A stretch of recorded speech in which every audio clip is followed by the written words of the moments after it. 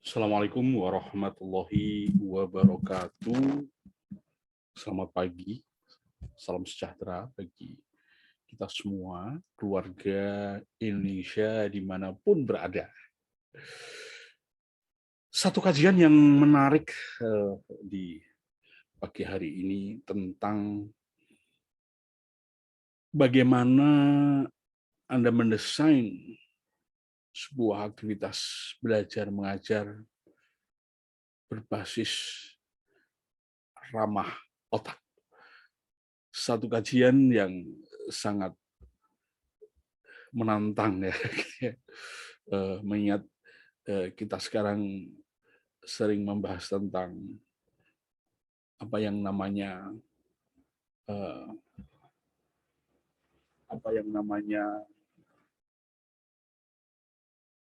sekolah merdeka, kampus merdeka, PAUD merdeka, semuanya merdeka. Yes. Gitu. Oke ya. Saat ini saya akan membahas tentang ramah otak. Ya.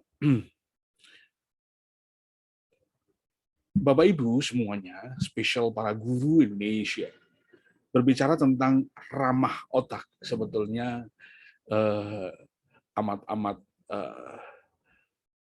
mudah untuk dipahami ya. Dari sisi definisinya saja ya, yang namanya belajar mengajar ramah otak itu adalah metode dan teknik yang menggunakan kemampuan otak ya, kemampuan alami otak ya, atau berbasis kinerja otak bahasanya yang lainnya. Oke ya.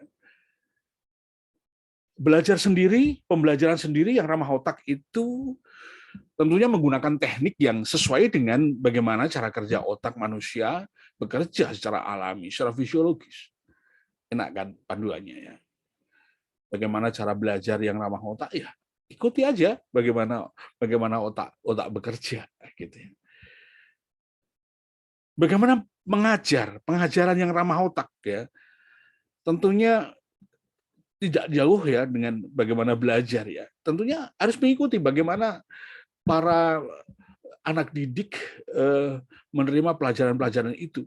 Ya, salah satu indikatornya tentangnya dia bisa berpikir, ya, kayak materinya mudah dihafal, mudah direcalling kembali, gitu ya. Terus yang pada gilirannya bisa diaplikasikan, bisa diterapkan dan bermanfaat untuk kehidupan manusia, kehidupan dirinya sendiri. Nah ini jadi definisi daripada ramah otak itu clear gitu ya, gitu ya.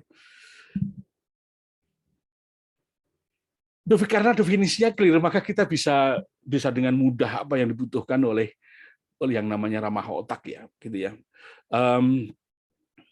Yang pertama bahwa kita tahu bahwa neuroscience itu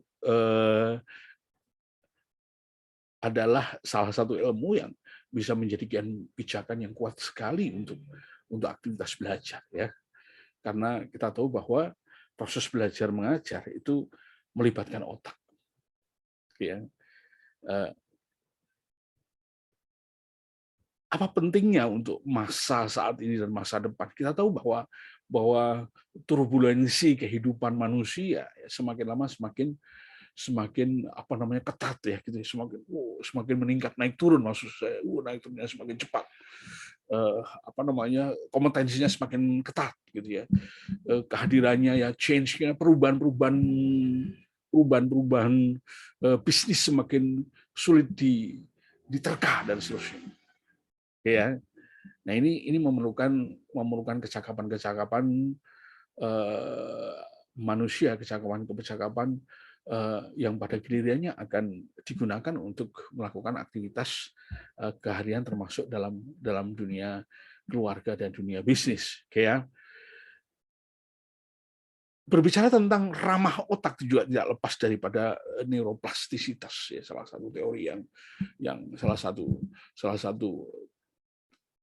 neuroscience, salah satu ilmu neuroscience yang sangat luar biasa di abad ke-21 ini ya, dengan menggunakan riset yang sangat detail kita didapatkan bahwa ternyata ada hubungan yang sangat erat sekali antara neuroplastisitas gitu ya, dengan apa yang namanya kecerdasan. Oke, oke, kita kita pinjam ininya, ya karena ini akan kita bahas nanti di Universitas Negeri Semarang, ya, UNES, ya. Yang berikutnya yang kita perlukan adalah ternyata belajar mengajar itu tidak apa namanya, eh, tidak kesusu, tidak cepat-cepat gitu, enggak. Mengajar itu mengajar itu targetnya jangan kesempurnaan. Mengajar itu tumbuh dan berkembang terus, itu kita kawal, ya, sembilan rupa, sehingga tidak ada alasan lagi, tidak ada prinsip lagi dalam otak sang guru bahwa anak ini bodoh, ya, kecuali ada kelainan otak dan seterusnya, ya tentunya dia masuk dalam berkebutuhan khusus, ya kan. Tapi kalau tidak, dia dalam benaknya insya Allah bisa, ya, apapun, ya, kita ajarkan. Dan salah satu konsep belajar ramah otak itu adalah cara belajarnya adalah tumbuh, ya, tidak fix, tumbuh, apalagi mengancam, ya. Nah, bagaimana cara implementasinya? Ya, mudah sebenarnya, ya.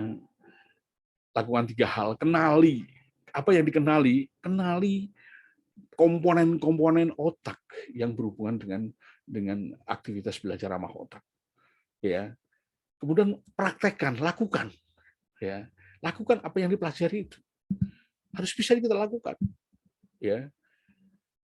Nah, tentunya pada saat melakukan Anda harus pastikan, ya, nyaman kondisinya, bisa ciptakan rasa senang, ya, menyenangkan, oke, ya. Jangan lupa menarik, pasti, ya, ada rasa menarik, apa namanya, ada gairah untuk belajar itu. Nah, kalau sudah begitu, jangan berhenti, terus lanjutkan, latih, latih, dan latih, sehingga yang namanya belajar ramah otak ini, ya, aktivitas ramah otak ini menjadi sebuah automatically system. Demikian, teman-teman, saya Dr. Ami Sufdi dari Sekolah Neuroparenting, ya. Terima kasih. Assalamualaikum warahmatullahi wabarakatuh.